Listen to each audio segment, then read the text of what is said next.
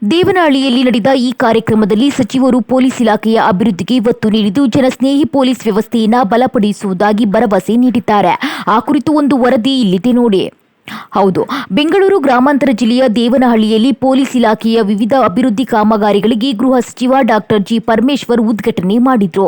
ಚಿಕ್ಕಬಾಣಾವರ, ಅವನತಿ ಹಾಗೂ ದೇವನಹಳ್ಳಿ ಪ್ರದೇಶಗಳಲ್ಲಿ ಹೊಸ ಪೊಲೀಸ್ ಕಟ್ಟಡಗಳ ಉದ್ಘಾಟನೆ ಮತ್ತು ನಿರ್ಮಾಣಕ್ಕೆ ಚಾಲನೆ ನೀಡಿದ್ರು. ಒಟ್ಟು 594 ಕೋಟಿ ರೂಪಾಯಿ ವೆಚ್ಚದ ಅಭಿವೃದ್ಧಿ ಯೋಜನೆಗಳಿಗೆ ಅಡಿಗಲ್ಲು ಹಾಕಲಾಗಿದ್ದು, ಅವನತಿಯಲ್ಲಿ 568 ಕೋಟಿ ರೂಪಾಯಿ ವೆಚ್ಚದಲ್ಲಿ ಐಆರ್ಬಿ ಬೆಟಾಲಿಯನ್ ನಿರ್ಮಾಣಕ್ಕೂ ಚಾಲನೆ ನೀಡಿದ್ರು. ಈ ವೇಳೆ ಮಾತನಾಡಿದ ಅವರು, ಪೊಲೀಸ್ ಇಲಾಖೆ ಜನರಿಗಾಗಿ ಇದೆ. ಠಾಣೆಗೆ ಬರುವ ನೊಂದವರೊಂದಿಗೆ ಗೌರವದಿಂದ ವರ್ತಿಸಬೇಕು. ಯಾವುದೇ ಅಧಿಕಾರಿಯು ರಿಯಲ್ ಎಸ್ಟೇಟ್ ವ್ಯವಹಾರದಲ್ಲಿ ತೊಡಗಬಾರದು. ಠಾಣೆಗಳಲ್ಲಿ ರಾಜಿ ಪಂಚಾಯಿತಿ ನಡೆಯಬಾರದು ಎಂದಿದ್ದಾರೆ. ಇನ್ನು ಪೊಲೀಸ್ ಇಲಾಖೆ ಶಿಸ್ತುಬದ್ಧವಾಗಿ ಜನಸ್ನೇಹಿಯಾಗಿ ಕಾರ್ಯನಿರ್ವಹಿಸಬೇಕು ಎಂದು ಸಚಿವರು ಒತ್ತಿ ಹೇಳಿದರು. ಪೊಲೀಸ್ ಸಿಬ್ಬಂದಿಗಳಿಗೆ ಉತ್ತಮ ಸೌಲಭ್ಯವನ್ನು ಒದಗಿಸಲು ಸರ್ಕಾರ ಬದ್ಧವಾಗಿದೆ ಎಂದು ತಿಳಿಸಿದರು.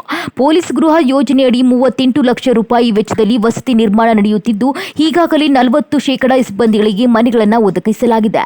ಪಿಎಸ್ಐ ನೇಮಕಾತಿ ಪ್ರಕ್ರಿಯೆಯನ್ನು ಶೀಘ್ರದಲ್ಲೇ ಪೂರ್ಣಗೊಳಿಸುವುದಾಗಿ ಹೇಳಿದ್ದಾರೆ. ಒಟ್ಟಾರೆ ಪೊಲೀಸ್ ಇಲಾಖೆಯಲ್ಲಿ ಸುಧಾರಣೆ ಮತ್ತು ಜನರೊಂದಿಗೆ ಸ್ನೇಹಪೂರ್ವ ಸಂಬಂಧ ಬೆಳೆಸುತ್ತಾ ಸರ್ಕಾರ ಗಮನ ಹರಿಸುತ್ತಿದೆ ಎಂಬುದು ಈ ಕಾರ್ಯಕ್ರಮದಿಂದ ಸ್ಪಷ್ಟವಾಗಿದೆ.